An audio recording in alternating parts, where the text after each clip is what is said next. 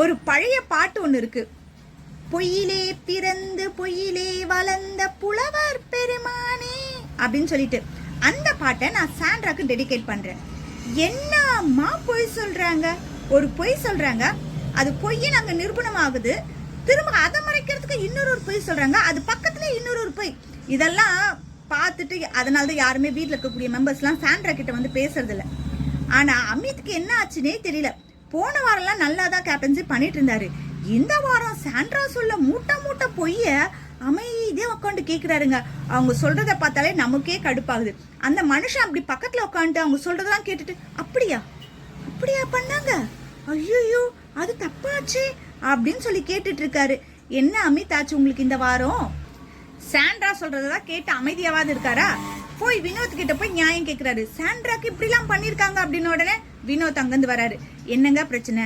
கனி தான் சொன்னாங்களா, நான் கனியை கூப்பிடுறேன் அப்படின்னு சொல்லிட்டு கனியை கூப்பிட்டு கனியை விசாரிக்கிறப்போல கனியும் சொல்றாங்க கனி மேல தப்பு இல்லைன்னு போது நான் கனியும் சொல்லல, வினோத் பேசினார் பாத்தீங்களா, அவர் இந்த டோன்ல பேசுற தெரியுமா, வேற டோன்ல பேசுறாங்க அப்படின்ட்டு ஒரே இடத்துல அப்படியே பல்ட்டி அடிக்கிறாங்க சாண்ட்ரா.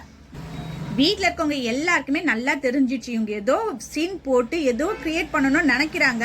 ஆனா அது நம்ம கிட்ட செட் ஆகாது அப்படின்னு சொல்லிட்டு தான் சாண்ட்ரா கிட்ட யாருமே சேராம தனியா ஒதுங்கி ஒதுங்கி போறாங்க. பார்வதி கிட்ட எவ்வளவு தூரம் சாண்ட்ரா இது பண்ணிருந்தாங்க, இப்ப பார்வதியே கொஞ்சம் விலகி தான் போறாங்க சாண்ட்ராவை பார்த்து. எஃப்ஜே கரெக்டா தான் கேட்டா போல, ஹஸ்பண்ட் ஒய்ஃப் 2 பேரும் உள்ள வரும்போது யாராவது ஒருத்தர் கண்டிப்பா வெளியே போவாங்க அப்படின்னு தெரிஞ்சுதானே வந்தாங்க. அதுக்கு எதுக்கு அழுது சீன் போடுறது? அவர் வெளியே போய் 2 வாரம் ஆகுது. 2 வாரம் ஆயும் என் புருஷன் வெளியே போயிட்டாரு, எல்லாரும் என்ன டார்கெட் பண்றாங்கன்னா இவங்கள நம்ம டார்கெட் பண்ணலங்க, இவங்க தான் அழுதுக்கு ஒரு கண்டென்ட் பண்ணிட்டு இருக்காங்க, எல்லாரும் இவங்க பக்கத்துலயே உட்காந்து இவங்களுக்கு ஆறுதல் சொல்லுவாங்கன்ட்டு, நமக்கு வேற வேலை இல்லையா அப்படின்னு கரெக்டா தான் கேட்ட போல எஃப்ஜே. பிக் பாஸ் இந்த சீசன் ஆரம்பிக்கும் போது ஒரு விஷயம் சொல்லியிருப்பாரு, நீங்க இங்க விளையாடக்கூடிய ஒவ்வொரு டாஸ்க்கும் வெளியே போனதுக்கு அப்புறம் அது மாதிரி ஒரு டாஸ்க் இது இருக்கு நான் பண்ணதில்ல அப்படின்னு சொல்லியிருப்பாரு பாத்தீங்களா. அது வேற எதுவும் கிடையாது. சாண்ட்ரா மாதிரி ஒரு ஆளை நான் உள்ள அனுப்பி அவங்கள நீங்க சமாளிச்சீங்க அப்படின்னா வெளியே போனா கூட நீங்க சொல்லிடுவீங்க நான் அப்படிப்பட்ட சாண்ட்ராவே பார்த்தவன், நீங்களாம் ஏமாத்துறோம் அப்படின்னு சொல்லுவீங்க அப்படின்னு சொல்லாம சொன்னாரு போல இருக்கு. ஒன்னும் இல்லைங்க, கண்ணிக்கிட்ட இது மாதிரி பண்ணும்போது நான் தான் தெரியாம பண்ணிட்டு அடுத்த முறை சரியா பண்ணிட்டு போறேன்னு அந்த ஒரு வார்த்தை சொன்னா அன்னியோட அந்த பிரச்சனை முடிஞ்சு போயிட்டு இருக்கும். ஆனா அதுக்கு ஒரு பொய் சொல்லி அதை மறைக்க இன்னொரு பொய் சொல்லி அதுக்கப்புறம் அழுது டிராமா போட்டு இன்று 3 நாளை எப்படி கடந்து கொண்டு வர்றது சாண்ட்ராவால மட்டும்தான் முடியும். கரெக்டா? சாண்ட்ரா என்ன நினைச்சாங்கன்னா இந்த வாரம் நல்லா எமோஷனலா பேசி அழுது கொண்டு ஒரு டிராமா போட்டு அடுத்து வரக்கூடிய எல்லா ப்ரமோலையும் நம்ம முகம் மட்டும்தான் தெரியணும், அப்பதான் மக்களுக்கு நம்ம என்ன கஷ்டப்படுறோம் இந்த வீட்டுல அப்படின்றது தெரியும் அப்படின்னு நினைச்சாங்க. வெளியே பாக்குற நமக்கு தான் தெரியும் இல்லையா அவங்க என்ன பண்றாங்க அப்படின்ட்டு. ஆனா அவங்க நினைச்சதுல ஒண்ணு நடந்தது. என்ன அப்படின்னு பாக்குறீங்களா? எல்லா ப்ரமோலையும் அவங்க முகத்தை தான் காமிச்சாங்க. ஏன்னா பிக் பாஸ் ஏமாறுவாரு, வீட்டுக்குள்ள இருக்கவங்களும் வெளியே இருக்கக்கூடிய நம்மளும் ஏமாறுவோமா? வீட்டுக்குள்ள இருக்கக்கூடிய மெம்பர்ஸும் இவங்க டிராமா தான் பண்றாங்க அப்படின்றதுக்காக தான் இவங்க என்ன அழுதாலும் பக்கத்துல போய் உட்கார்றது இல்ல அமித்தை தவிர. அதனால என்ன பண்ணாங்க, நம்ம போட்ட டிராமாலாம் அப்படியே தவிடு பொடி ஆயிடுச்சு, அடுத்து என்ன பண்ணலாம் அப்படின்னு யோசனை பண்ணி தான் நைட்டு லைட் ஆஃப் பண்ணதுக்கு அப்புறமா கூட இவங்க பேசி சத்தம் போடுறது டிஸ்டர்ப் ஆகுது, என் தூக்கம் கலையிறது இவங்களால தான், அந்த ஒரு டிராமாவை கிரியேட் பண்ணலாம் அப்படின்னு சொல்லிட்டு எல்லாரும் முன்னாடியும் போர்வையை கொண்டு வந்து வெளியே வந்து படுக்கிற மாதிரி ஒரு சீன் போட்டாங்க. சரி போனவங்க போட்டோம் அப்படின்னு விட்டா கூட பரவாயில்ல. ஆனா அந்த இடத்துல சபரி, சுபிக்ஷா, வினோத்லாம் பாவம் நம்ம சத்தம் போட்டதுனால தான் அவங்க வெளியே போய் படுக்கிறாங்க போல இருக்கு, நம்ம போய் கூட்டிட்டு வரலாம் அப்படின்னு சொல்லிட்டு மதிச்சு வந்து கூப்பிட்டா நான் வர மாட்டேன், நீங்க இன்னைக்கு மட்டுமா பண்றீங்க, டெய்லி இப்படிதான் பண்ணிட்டு இருக்கீங்க, நான் வந்து 1.5 மாசமா நான் பார்த்துட்டு தான் இருக்கேன் அப்படின்னு உடனே சபரிக்கு கோவம் வந்துருச்சு. நீங்க என்ன சொல்ல வரீங்க, நாங்க வேணுமனே உங்க தூக்கத்துக்கு எடுக்கிறதுக்காக இப்படி பண்றோம்னு நினைக்கிறீங்களா அப்படின்னு கரெக்டா தான் கேட்டாரு. உடனே ஆமா என் தூக்கத்துக்கு எடுக்கிறதுக்காக தான் பண்றீங்க அப்படின்னு உடனே அவர் போயிட்டாரு. உள்ள போனவருக்கு மனசு கேட்காம பார்வதி கிட்டையும் கம்ருதீன் கிட்டையும் நான் சொன்னேன்னு சொல்லாம நீங்க போய் அவங்க உள்ள வந்து படுக்க சொல்லுங்க, பனி பெய்யுது, அவங்க உள்ள வந்து படுக்க சொல்லுங்கன்னு சொல்லிட்டு அனுப்புனா பார்வதி கிட்டையும் அதை தான் சொல்றாங்க, கம்ருதீன் கிட்டையும் அதை தான் சொல்றாங்க. கம்ருதீன் சொல்றாரு வெளியே இருந்து பிரஜன் ஷோ பார்த்துட்டு இருப்பாரு, நீங்க இது மாதிரி வெளியே வந்து படுத்துட்டு இருக்கிறத பார்த்தா அவர் மனசு கஷ்டப்பட மாட்டாருன்னு எவ்வளவு சொன்னாலும் கேட்கல, நான் பிடிச்ச முயலுக்கு 3 கால் தான், நீங்க என்ன சொன்னாலும் நான் கேட்க மாட்டேன், எல்லா கேமராவும் என்னதான் ஜூம் பண்ணி காட்டணும் அப்படின்னு சொல்லிட்டு ஆர்ப்பாட்டம் பண்ணிட்டு இருக்காங்க. எப்பவுமே நம்மள ஒருத்தர் வந்து கண்காணிக்கிறாங்க, நம்ம கிட்ட வந்து ஆறுதலா பேசுறாங்க அப்படின்னு தெரிஞ்சிருச்சுன்னா வேணுமே இப்படிதான் வீம்பு பிடிப்பாங்க. அவங்களுக்கு கண்டுக்காம விட்டுட்டோம்னு வச்சுக்கோங்களேன், ஐயோ என்னடா யாருமே கண்டுக்கல, சரி நம்ம இனிமே இதுக்கு தொடர வேணாம் அப்படின்னு சொல்லிட்டு வந்துருவாங்க. வீட்டுக்குள்ள இருக்க மெம்பர்ஸ்க்கு கொஞ்சம் இறக்கது குணம் அதிகமா இருக்கிறதுனால தான் சாண்ட்ரா இவ்வளவு ஆட்டம் ஆடிட்டு இருக்காங்க. கரெக்ட் தானே?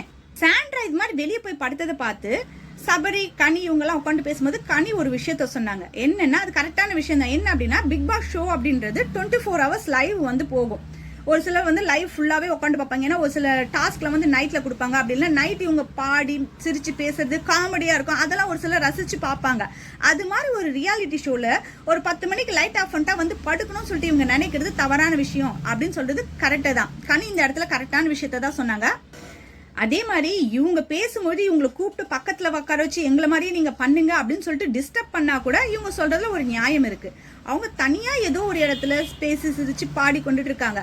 ஏன்னா இன்னும் ஒரு 4 வாரம் தான். 4 வாரத்துக்கு அப்புறம் எல்லாரும் அவங்கவுங்க வீட்டுக்கு போயிட்டதுக்கு அப்புறம் இந்த மெமரிஸ் எல்லாம் வச்சுக்கிட்டா அவங்களுக்கும் நல்லா இருக்கும், பார்க்கக்கூடிய நமக்கும் நல்லா இருக்கும் அப்படின்றதுக்காக தான் அவங்க பண்ணிட்டு இருக்காங்க. ஆனா என்ன விட்டுட்டு நீங்களாம் எல்லாருக்கிட்டையும் நல்ல பேர் வாங்கிப்பீங்களா, உங்களுக்கு இந்த நல்ல பேரை கெடுக்கிறோம் பாரு அப்படின்னு சொல்லிட்டு தான் சாண்ட்ரா இப்ப பண்ணிட்டு இருக்காங்க. அப்படி நினைக்கிறவங்க பிக் பாஸ் ஷோக்கு வராமே இருந்துக்கலாமே, வீட்லயே படுத்து நல்லா ரெஸ்ட் எடுத்துருக்கலாம் இல்லையா? நைட் 9 மணிக்கெல்லாம் படுத்து காலைல 7 மணிக்கு மேல எழுந்திருக்கலாம் இல்லையா? எதுக்கு பிக் பாஸ் வீட்டுக்குள்ள வந்தாங்க? திவ்யா, நல்ல வேலை சாண்ட்ரா உங்ககிட்ட பேசாம இருக்கிறது. ஏன்னா பேசியிருந்தாங்கன்னா உங்களோட கேமே அவங்க அஃபெக்ட் பண்ணிருப்பாங்க. நீங்க இப்ப தனியா நின்று விளையாடும் போது உங்களுக்கு நல்ல ஸ்கோர் கிடைக்கும். நல்ல வேலை அவங்களை விட்டு நீங்க தனியா பிரிஞ்சு வந்தது. அதனால நேத்து நைட் என்ன பண்ணிட்டாங்க அப்படின்னா, நம்ம உள்ள இருந்து பாடி சிரிச்சாதானே இவங்களுக்கு டிஸ்டர்ப் ஆகுது, நம்ம எல்லாருமே வெளியே போயிடலாம் அப்படின்னு சொல்லிட்டு சபரி, FJ, விக்ரம், கனி, சுபிக்ஷா இவங்க எல்லாருமே வந்து வெளியே வந்து படுத்துட்டு ஜாலியா பேசிட்டு அவங்களோட வேலை பார்க்கறாங்க. அப்பவும் நினைச்சிட்டு இருப்பாங்க சாண்ட்ரா, ஐயோ நம்ம வெளியே போய் படுத்து இவங்களை பிரச்சனை பண்ணலாம் பார்த்தா இவங்க நமக்கு டிஸ்டர்ப் பண்ணக்கூடாதுன்னு சொல்லிட்டு வெளியே போயிட்டாங்களே, இப்ப என்ன பண்றது அப்படின்னு சொல்லிட்டு யோசனை பண்ணிட்டு இருப்பாங்க. ஆக்சுவலா சாண்ட்ரா பண்றதெல்லாம் நீங்களே பார்த்துருப்பீங்க. அவங்க பேசும்போது எப்படி அந்த வார்த்தைகளை மாத்தி மாத்தி பேசுறது, பண்ணக்கூடிய செயல்கள் எல்லாமே வந்து பாத்தீங்கன்னா எரிச்சல் முட்டுற மாதிரி தானே இருக்கு. உங்களுக்கு எப்படி இருக்குன்றத கமெண்ட்ல சொல்லுங்க. டான்ஸ் மாரத்தானோட இன்னிய டாஸ்க் வந்து நான் மாத்தி கொடுக்குறேன் அப்படின்னு சொல்லிட்டு இன்னைக்கு உங்க 3 குரூப்ல இருந்து 4 பேர் இருக்கீங்க இல்லையா? அதுல 2 பேர் வந்து லிவிங் ஏரியால இருப்பீங்க, 2 பேர் வந்து ஆக்டிவிட்டி ஏரியால இருப்பீங்க. ஆக்டிவிட்டி ஏரியால ஒரு பாட்டு போட்டுடுவோம். அந்த பாட்டை நீங்க ஆடி அது என்ன பாட்டு அப்படின்றத லிவிங் ஏரியால இருக்கக்கூடிய அந்த 2 பேர் கண்டுபிடிக்கணும் அப்படின்னு சொல்லியிருந்தாப்பல. லிவிங் ஏரியால வந்து பாத்தீங்கன்னா ஃபர்ஸ்ட் வந்து சுபிக்ஷாவும் FJவும் இருந்தாங்க.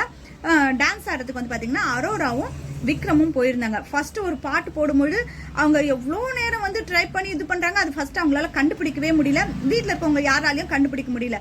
1 மணி நேரம் ஆனதுக்கு அப்புறமா 1 மணி நேரம் ஆகி அதை கண்டுபிடிக்கல, அந்த பாட்டை நான் கடைசியா போடுறேன், நான் இப்ப அடுத்த பாட்டு போடுறேன் அப்படின்னு சொல்லிட்டு அப்படி போடு பாட்டு போட்டாங்க. அந்த அந்த ஸ்டெப் பார்த்த உடனே கண்டுபிடிச்சிட்டாங்க. அப்படி போடு பாட்டு. 3வது ஒரு பாட்டு வந்து போட்டிருந்தாங்க, அவள் வருவாளா அப்படின்ற பாட்டு போட்டாங்க. அதையும் இவங்களால கண்டுபிடிக்க முடியல. ஆனா கனி வீட்டுல இருக்கக்கூடிய மெம்பர்ஸ் எல்லாம் கண்டுபிடிச்சிட்டாங்க. இவங்க 2 பேரால மட்டும் கண்டுபிடிக்க முடியாம ரொம்ப திணறிட்டு இருந்தாங்க.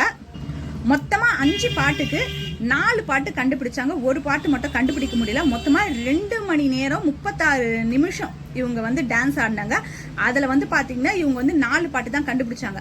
இதுல இன்னும் ஒரு முக்கியமான விஷயம்னா, அந்த 2.5 மணி நேரமும் அரோராவும் விக்ரமும் பாராட்டியே ஆகும். விக்ரமால முடியல, அரோராவும் ரொம்ப சொந்து போயிட்டாங்க. இருந்தாலும் அந்த இடத்துல அந்த டாஸ்க் முடிக்கணும் அப்படின்னு சொல்லிட்டு பண்ணாங்க. பாத்தீங்களா, பாக்கிறதுக்கு ரொம்ப நல்லா இருந்தது. இப்ப அடுத்து வரக்கூடிய டீம் எவ்வளோ சீக்கிரம் அவங்கள விட கண்டுபிடிக்கிறாங்களோ அவங்க தான் ஜெயிக்கிற மாதிரி ஆகும். அவங்க இனிமே என்ன பண்ண போறாங்கன்றத பார்ப்போம். நேத்து நைட்டு இன்னொரு முக்கியமான விஷயமும் நடந்திருக்கு. வீட்டில் இருக்கக்கூடிய மெம்பர்ஸ்ல வந்து பாத்தீங்கன்னா FJ, சபரி, விக்ரம், கனி, சுபிக்ஷா, ஆதிரை இவங்க எல்லாருமே வெளியே வந்து படுத்துட்டாங்க. கேப்டன் ரூம்ல வினோத் படுத்துட்டாரு, திவ்யாவும் மாத்திரை போட்டு படுத்துட்டாங்க, சாண்ட்ராவும் படுத்துட்டாங்க. பார்வதியும் கமருதியும் தான் பேசிட்டு இருந்தாங்க. வெளியே எல்லாருமே பேசிட்டு தான் இருந்தாங்க. எப்பவுமே வந்து பாத்தீங்கன்னா பகல்ல தூங்கினா மட்டும்தான் நாய் குலைக்கும். நேத்து பிக் பாஸ் எதுக்காக நைட்ல நாயை குலைக்க விட்டாரு அப்படின்றது தெரியல. வீட்டுல இருக்கவங்களுக்கு ஒரே ஷாக்கு, எதுக்கு இந்த டைம்ல நாய் குலைக்குது, யாருமே நைட்ல தூங்க தானே செய்வோம், நம்ம பேசிட்டு தானே இருக்கோம், எதுக்காக நாய் குலைக்குது அப்படின்னு சொல்லிட்டு ஒரு பொருளை அங்க போயிட்டே இருக்கு.